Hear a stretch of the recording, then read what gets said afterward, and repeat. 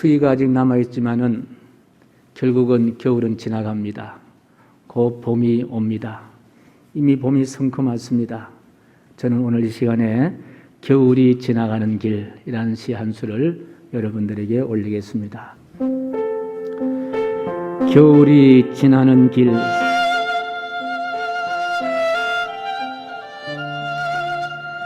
겨울이 지나는 길에 하얀 눈사람 걸어갑니다. 불쑥 나타나면 놀라실 것 같아 담모퉁이에 기대어 서서 행여나 멈출까 작아진 마음 졸이며 기다립니다.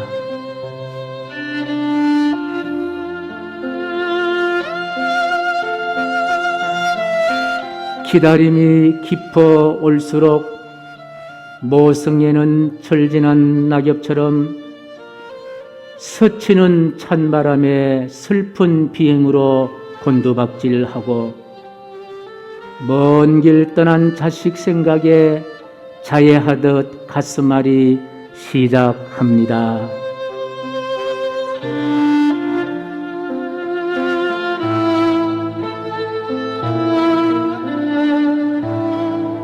겨울이 지나는 길에 하얀 눈사람 걸어갑니다.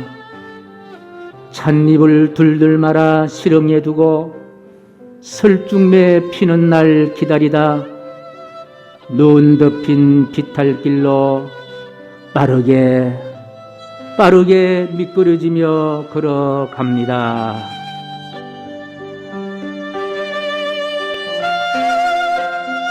겨울이 도망치듯 빠르게 지나갑니다. 눈사람이 아무리 기다려봐야 겨울은 지나가고 곧 봄은 우리에게 다가올 것입니다. 꽃피는 봄, 화창한 봄, 아지랭이 아물거리는 따뜻한 봄이 다가옵니다. 우리에게 영적으로 따뜻하게 다가오시는 봄 같은 그분이 계시는데 그분은 바로 전능하신 하나님. 하나님, 오늘도 지난 한 주간 동안에 힘들게 살아왔던 우리를 품어주시고 안아주시고 수고했다, 참 고생했다, 어려운 코로나 길을 걸으면서 참고 인내하며 열심히 살아온 우리를 격려하고 축복할 줄로 확신합니다. 수많은 사람들이 모여서 환호하며 박수하며 환영하는 그 무대에 선 사람이 있다면 그분은 정말 스타일 것입니다. 그분은 참으로 유명한 사람이고 큰 인기가 있는 사람일 것입니다. 그런데 성경 읽어보게 되면요, 히브리서 12장 1절 이제는 바로 그 위대한 스타가 소개되는데 어떤 사람일까요? 같이 시작. 이름으로 우리에게 구름같이 둘러싼 허다한 정인들이 있으니 믿음의 주여 또 온전하게 하시는 인 예수를 바라보자. 구름같이 둘러싼 허다한 많은 사람들, 아무리 인기가 있는 사람이라 하더라도 무대에 올라간다 하더라도 구름같이 둘러싸인 사람들의 환영과 박수는 받지 못하지만은 오늘 히브리서에 보게 되면은 구름처럼 둘러싸인 많은 군중들의 앞에 박수와 환호를 받으며 서 있는 사람이 있습니다. 큰 인기 있는 사람이 있습니다. 그 사람은 누구입니까? 믿음의 주여 또 온전케 하시는 예수 그리스도를 바라보는 사람, 예수 그리스도를 믿는 사람, 곧 믿음의 사람들인 줄로 믿습니다. 바로 그 믿음의 사람은 구름같이 수많은 군중들의 박수와 응원을 받는 사람이라고 말씀하십니다.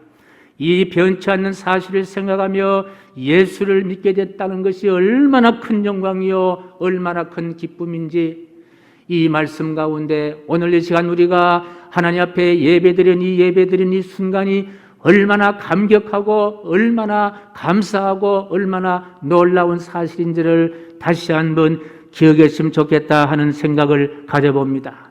그런데 이 귀한 말씀은 단순히 천국에 갔으면 해당되는 말씀이 아니라 지금 이 땅에 사는 바로 우리에게도 믿음의 선한 싸움을 싸워가는 우리에게도 동일하게 적용된다는 겁니다. 바로 천군 천사들 여러분을 응원하고 있고 여러분에게 박수갈채를 보내고 있고 여러분에게 이 예배를 함께 도와주신다는 말씀입니다. 이와 같은 사실을 아주 실감 있게 경험한 사람이 있는데 그분이 바로 바울 선생님이십니다. 그러니 지금 고린도 교회에 보내는 두 번째 글을 쓰면서도 구름처럼 허다한 참 앞서가신 믿음의 사람들, 숫자를 계산할 수 없는 수많은 구름대같이 모인 천군 천사들, 바로 그들이 보내는 환호의 박수를 받으면서 이 고린도 후서를 기록하고 있다 생각합니다. 그러니 지금 고린도 교회에 보내는 이 편지를 쓰는 바울의 심정은 어떨까요? 아마도 파도치는 감동의 물결에 사로잡힌 사람이 아니겠나. 파도치는 감동의 물결, 감동이요 감동이요 감동, 그리고 감동으로 충만한 사람이 바로 예수를 믿는 사도 바울, 믿음의 사람 사도 바울입니다. 그렇다면은 왜 이 사도 바울은 이렇게 파도치는 감동의 물결을 가지고 막 가슴에 품고 고린도 교회에 두 번째 보내는 편지를 쓸까요? 첫 번째 이유입니다. 7절 말씀인데요. 가시가 은혜라는 사실을 알았기 때문입니다. 가시가 은혜라는 사실. 여러 계시를 받은 것으로 지극히 크므로 너무 자만하지 않게 하시려고 내 육체에 가시고 사탄의 가시를 주셨으니, 내 육체에 가시고 사탄의 가시를 주셨으니. 자, 1절에서 6절까지 우리 양 집사님 말씀 읽었습니다마는 스스로 경험한 신비로운 체험을 이야기합니다. 그 신비로운 체험은요, 바로 삼청천, 셋째 하늘에 이끌려 올라간 신비로운 체험입니다. 그 신비로운 체험에 대해서 본인은 그렇게 말합니다. 내가 내 몸에 있는지, 내가 내 몸에 있든지, 내가 내 몸 밖에 있었든지 판단할 수 없는 그와 같은 카타르시스를 경험한다는 거예요. 신비로움을 경험한다는 거예요. 그런데 이 신비로움을 경험한 사도 바울에게 7절에 상반되는 이야기를 합니다. 앞에 읽었습니다만 다 같이 읽습니다. 시작. 여러 계시를 받은 것이 지극히 크므로 너무 자만하지 않게 하시려고 내 육체에 가시고 사탄의 사자를 두셨으니 이는 나를 쳐서 너무 자만하지 않게 하려 하심이라. 내 육체에 가시고 사탄의 사자라고 이야기하고 있습니다. 자, 삼청천에 오르는 바울에게도 무엇이 있었습니까? 육체에 가시가 있었다는 거예요. 육체에 가시, 사탄의 가시가 있었다는 거예요. 그 가시는 삶을 너무나 고통스럽게 하고 힘들게 했다고 이야기하고 있습니다. 많은 학자들이 사도 바울을 괴롭혔던 그 고질적인 가시에 대해서 이제 연구를 해보니까 도대체 그것이 무엇이냐. 바울을 고통스럽게 한 육체적인 가시가 한두 가지가 아니었다는 거예요. 연구를 해보니까 한두 가지가 아니었다는 거예요. 가장 힘들게 했던 가시는 요즘 말하면은요, 뇌전증이라 해서, 뇌전증이라는 병이 있는데 이것은 바로 뇌신경세포가 일시적으로 신경의 기능을 비정상으로 하는 그와 같은 질병이 바로 뇌전증인데 쉽게 말하면요, 간질이라는 질병이에요. 여러분 한번 상상해 보십시오. 바울이 하나님 말씀을 전하는데 얼마나 큰 은혜로운 말씀을 전합니까? 말씀을 전가는 지금으로 말하는 목회자가 아닙니까? 그리고 설교를 얼마나 잘하는지 설교를 듣는 사람 모두가 다 은혜 충만, 성령 충만을 경험을 합니다. 설교를 마치고 많은 사람들이 목회자 바울에게 바울 선생님, 지금으로 말하면 바울 목사님 은혜 받았습니다. 은혜 받았습니다. 여기서도 은혜 받았습니다. 저기서도 은혜 받았습니다. 때로는요 바울 하면서 연루한 사람도 있었을 거예요. 그런데 몇 걸음 나오지 못하여 그만 바울이 입에 거품을 물고 비틀거리면서 쓰러집니다. 온몸을 쥐어짜는 발작을 일으키는 몹쓸 병을 바울이 앓고 있는 거 여러분 상상해 보십시오. 바울이 얼마나 큰 아픔과 고통을 안고 살았던 사람인가 우리는 상상할 수가 있습니다. 여러분, 바울이 조금 전에 설교할 때에 하나님은 치유하신 하나님이십니다. 하나님 모든 병을 치유하시는 전능자 하나님이십니다라고 설교했을 것입니다. 그런데 진작 자신은 치료받지 못하는 고질병으로 이렇게 평생 동안 병을 안고 살아가야 했다는 거예요. 아니, 자신의 병도 고치지 못하면서 다른 사람의 병을 고치려고 한다고 아마 뒤에서 수근수근했을 거예요. 아마도 가짜 사도인지 몰라 수많은 악평들을 바울은 또한 들어야 했을 것입니다. 사실 목회를 해보면요, 목회자는 아픈 것도 마음대로 이렇게 내가 어디 아프다라고 이야기를 못하는 것과 같은 상황이 있습니다. 때로는 아픈 것을 숨기면서 살아야 하는 고통도 있습니다. 바울 역시 마찬가지였다는 거예요. 혼자만이 고통하면서 8절의 말씀 보니까 이 육체적인 가시에서 벗어나기 위해서 기도를 했는데 그것도 한 번, 두 번 한 것도 아니고 3번이나 기도했다는 것은 얼마나 이 육체적인 가시를 해결하기 위해서 바울이 몸부림치면서 때로는 숨어서 기도원에 가서 기도를 했는가 우리는 상상할 수가 있습니다. 얼마나 이 원치 않는 질병으로 당했던 목회자 바울의 고통이 있었는지 우리는 충분히 느껴집니다.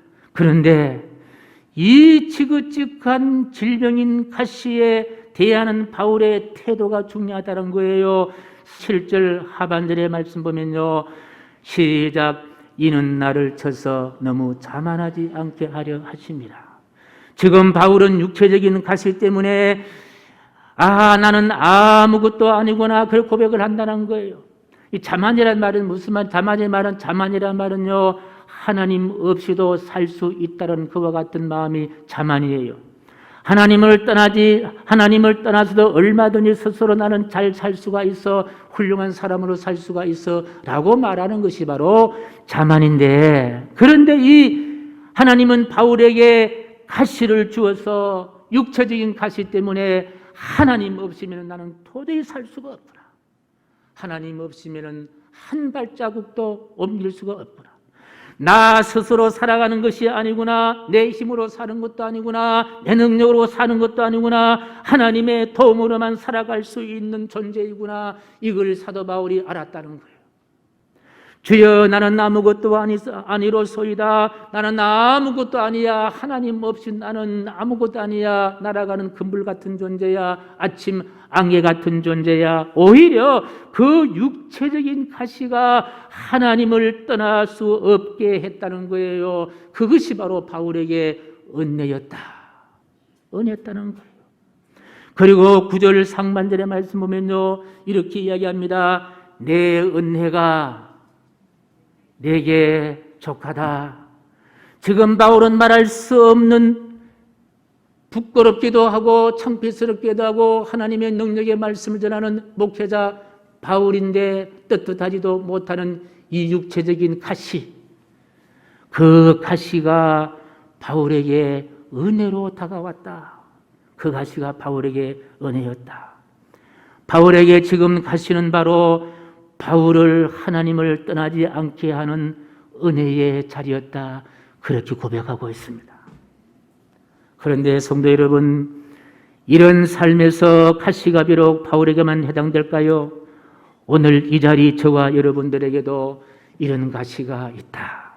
마음을 들여다볼 수 있는 현미경이라도 있다면요, 우리의 삶의 구석구석에 가시로 인한 상처가 덕지 아마 붙어 있었을 것이다. 사실 세상은 온통 가시가 아닙니까? 가족들이, 남편이, 아내가, 형제들이, 학교가, 직장이, 자녀들이. 그러니 그 가시들이 믿음을 가지고 있는 사람에게는 어떻게 되느냐?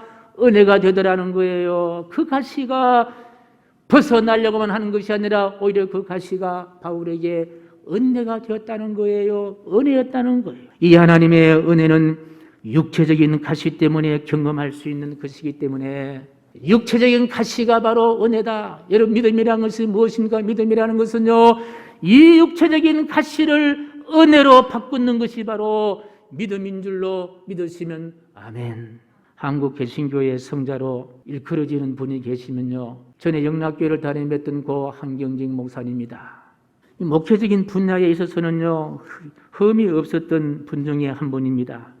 그런데 그분도 육체적인 가시를 평생 안고 살았다는 거예요.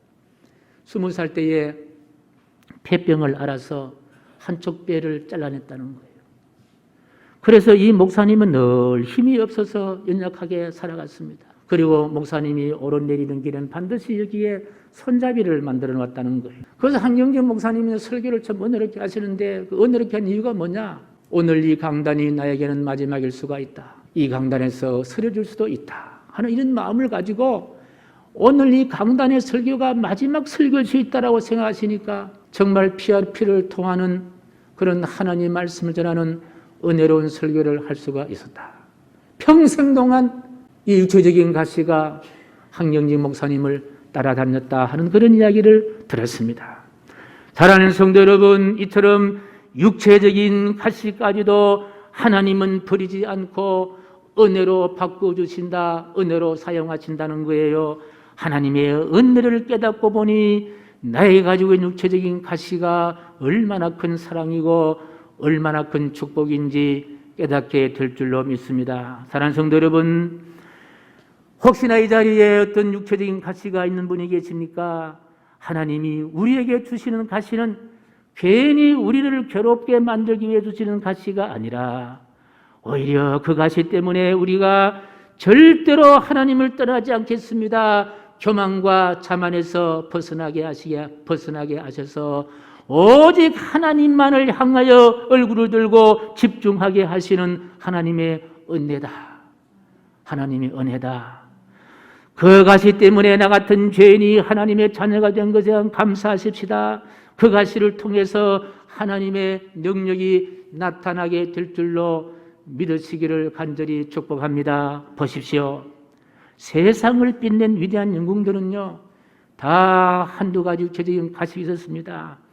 영국의 시성이라 불리는 밀턴은요, 앞을 못 보는 시각장애지만요, 시에는 성자다, 그렇게 닉네임을 받게 되었고, 음악의 성자라고 부르는요, 베토벤은요, 청각장애였습니다. 그래서 악성이다, 음악의 성자다, 그렇게 불렸습니다. 종교개혁자 마틴 루터는요, 걸어다니는 병원이라 할 정도로 잔병 치료를 많이 했던 사람입니다. 미국인의 가장 존경하는 대통령 중 한 분인 루즈벨트 대통령, 어릴 때부터 소아마비를 알아 휠체어를 타는 장애인으로서도 훌륭한 대통령이 되었습니다. 그런데 이런 분들은 한결같이 하나님을 떠나지 않았던 거예요. 오히려 자신이 가지고 있는 육체적인 가시가 하나님이 주신 은혜의 자리구나, 은혜를 깨닫다는 거예요. 세계를 변화시킨 사람들 중에 많은 사람들이 약함이라는 가시를 가지고 있습니다. 그런데 그들은 한결같이 하나님을 떠나지 아니했습니다.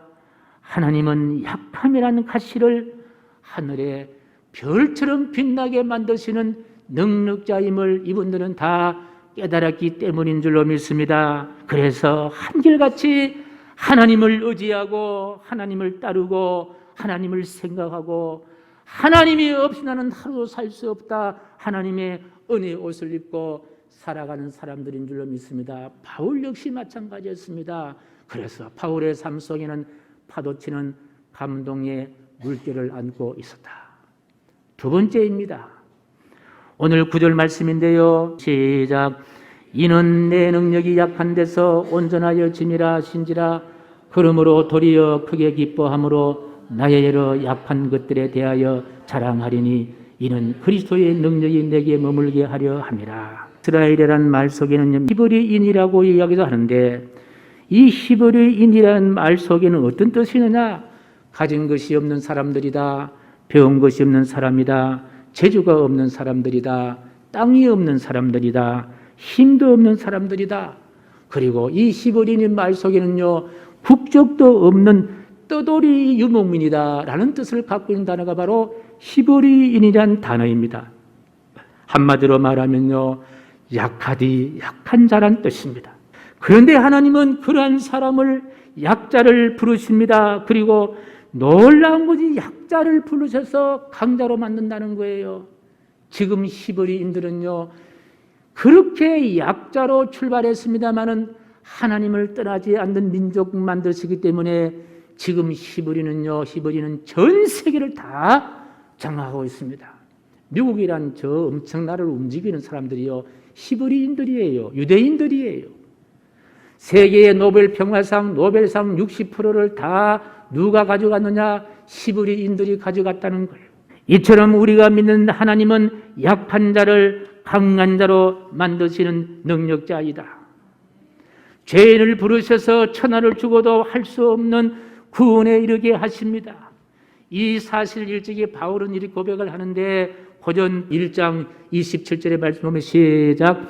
그러나 하나님께서 세상에 미련한 것들을 택하사 죄 있는 자들을 부끄럽게 하려 하시고 세상에 약한 자들을 택하사 강한 것들을 부끄럽게 하시려 하며 스스로 지혜 있다, 힘 있다, 강하다 하는 자들은 하나님은 거기에 계시지 않는다는 거예요. 자기의 약함을 알고 부족함을 알고 주님을 의지하는 자에게 그들에게 하나님은 나타나신 하나님이시다.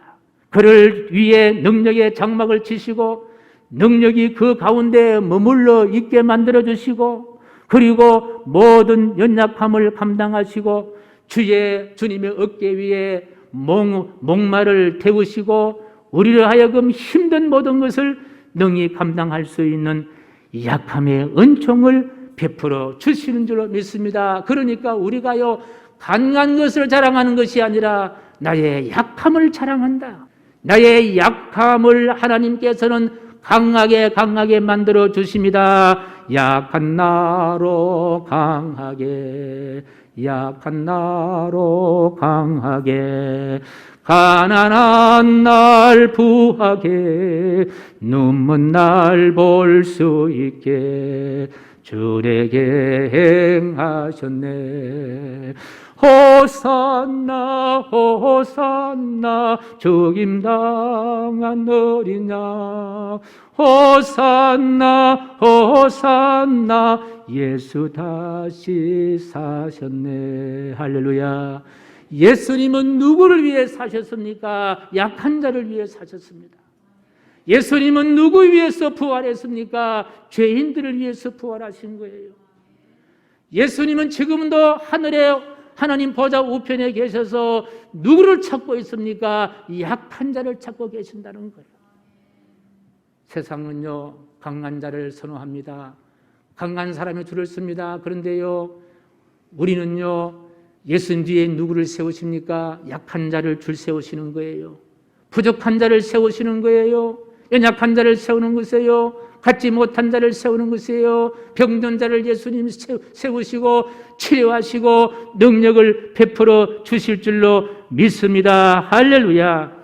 그래서 우리가 때로는요 약하고 병들고 제대로 되는 일이 없다고 했을 때에 절대로 주저앉으면 안 됩니다.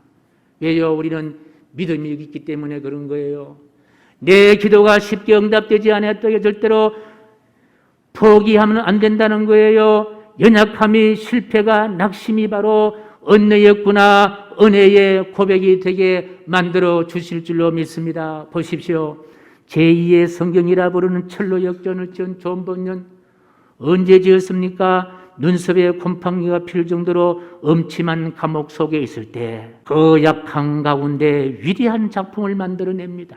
주옥 같은 찬송시를 썼던 바니 제이 크로스비는 어떤 사람이었습니까? 보지 못하고 듣지 못하고 말도 하지 못하는 삼중고의 고통 속에 7,000여 편의 찬송시를 쓰고 지금도 우리가 부르는 찬송가에 수많은 이분들의 시들이 거기에 포함되어 있습니다. 기독교 영원한 고전이라 부른 기독교 강요 존 칼빈 선생은 쓰는데 앞에도 말씀드렸습니다. 칼빈은요 걸어 다니는 병원이다. 잔병치료를 그렇게 많이 했습니다. 약한 자였습니다. 그런데 그를 하나님께서 들으셔서 강한 자로 지금까지 세워주신 줄로 믿습니다. 할렐루야.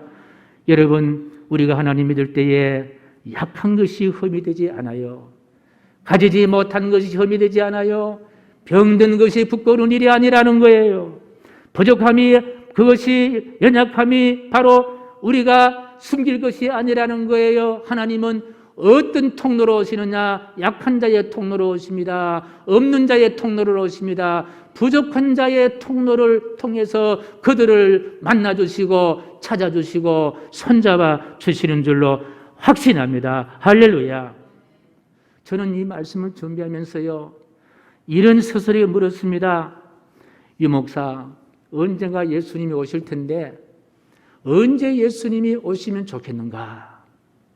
이런 질문이 생겼어요. 제가 어떻게 대답했겠어요? 만약에 예수님 저 생애에 오신다면은 주님, 제가 가장 약할 때 오시옵소서. 가장 부족할 때 예수님 오시옵소서. 가장 힘이 없고 연약할 때 예수님 오시옵소서. 저의 약함으로 주님이 없으면 한 발자국도 내디딜 수 없을 때에 주님이 오셔야 합니다.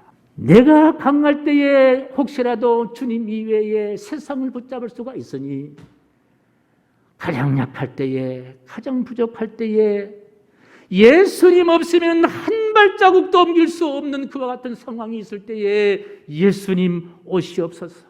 그러고 보니까요, 그렇게 제가 대답하고 말하니까 손양은 목사님의 주님 고대가가 생각이 나더라고요. 이런 노래가 있잖아요. 고독하고 쓸쓸한 빈들판에서 희미한 등불만 밝히어 놓고 오실 줄만 고대하고 기다리오니 오 주님 이 시간에 오시옵소서. 외롭고 고독하고 쓸쓸한 빈들판에서 꺼져가는 등불 붙잡고 몸부림칠 때 주님 오셔야 합니다. 언제 우리 주님이 오셔야 합니까? 내가 잘 살 때 와야 됩니까? 성공할 때 와야 됩니까? 건강할 때 와야 됩니까? 그러면 하나님은 그 길로 오시지 않습니다. 외로울 때, 고적할 때, 쓸쓸할 때, 힘들 때, 기도 응답이 되지 않을 때, 그때 주님이 오셔야 되는 거예요. 그래야 우리 오실 주님을 붙잡을 수가 있어요. 주님 손의 것을 붙잡을 수가 있어요. 약함을 강하게 하시는 분이 바로 주님이시다. 평안할 때 오시지 마세요. 주님 여기가 조사오니 안주할 때 오시지 마세요. 교만할 때 오시지 마시고 내가 연약해서 온전히 주님의 소매 끝을 붙잡을 때 오세요. 사랑하는 희망샘 교회, 지금 바울은 감격하고 있습니다. 이유는 한없이 약할 때, 한없이 약할 때이기 때문입니다. 마지막입니다. 역경이 승리했다는 사실 때문입니다. 10절 말씀, 그러므로 내가 그리스도를 위하여 약한 것들과 능력과 궁핍과 박해와 곤고를 핍바노니 이는 내가 약할 때에 그때에 강함이라. 한참 된 이야기입니다만 전에 제가 캐나다로 기삼일 여행하면서 수목 한계선을 본 적이 있습니다. 이 수목 한계선이란 자연환경 때문에 나무가 자랄 수 없는 한계선입니다. 해발 2000m가 넘으면 추워서 나무가 바람이 불어서 정상적으로 나무가 성장할 다 비틀어지고 눕고 흥크러진 그런 나무들이었습니다. 그래서 수목 한계선에는 나무들이 제대로 자랄 수가 없었습니다. 아무리 좋은 나무라도 수목 한계가 떨어지면 다 쓰러지고 비틀어지고 그런 나무들이었습니다. 그런데 가이드가 그런 이야기를 합니다. 놀라운 것은 세계적인 명품 바이올린의 재료가 바로 이 수목 한계 선상에 자란 나무입니다. 그런 이야기를 했습니다. 온갖 붕어 한슬 속에 자란 나무들이 사람에게 감동을 주는 그런 아름다운 소리를 낼 수가 있다는 이야기입니다.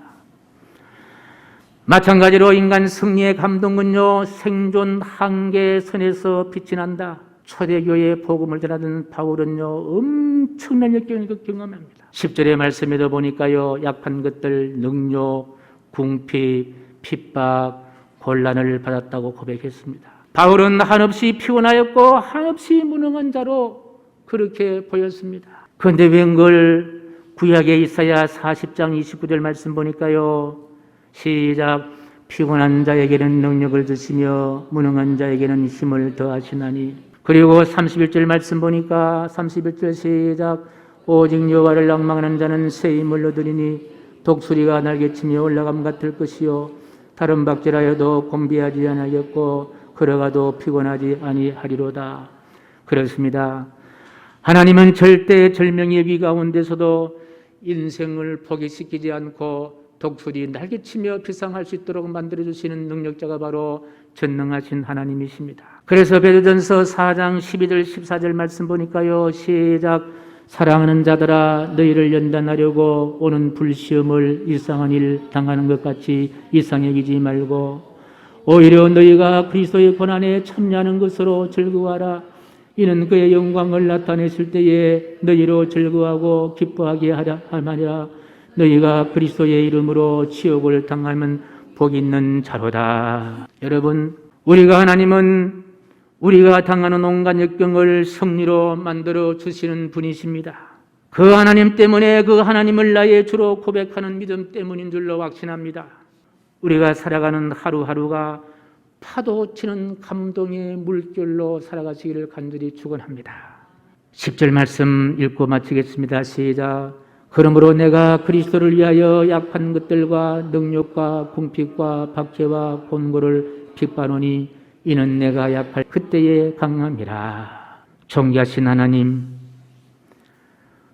우리가 어떻게 해야만이 감동의 물길을 안고 살아갈 수 있습니까? 그것은 바로 가시를 은혜로 만들어주시는 하나님, 약한 자를 강한 자로 만드신 하나님, 역경을 성자로 만드신 하나님, 전능자 하나님을 믿는 믿음 때문입니다. 이 믿음 식어지거나 이 믿음 변하거나 이 믿음 가볍게 기지 아니하도록 더 큰 믿음을 허락하여 주옵소서. 예수님의 이름으로 기도하옵나이다. 아멘.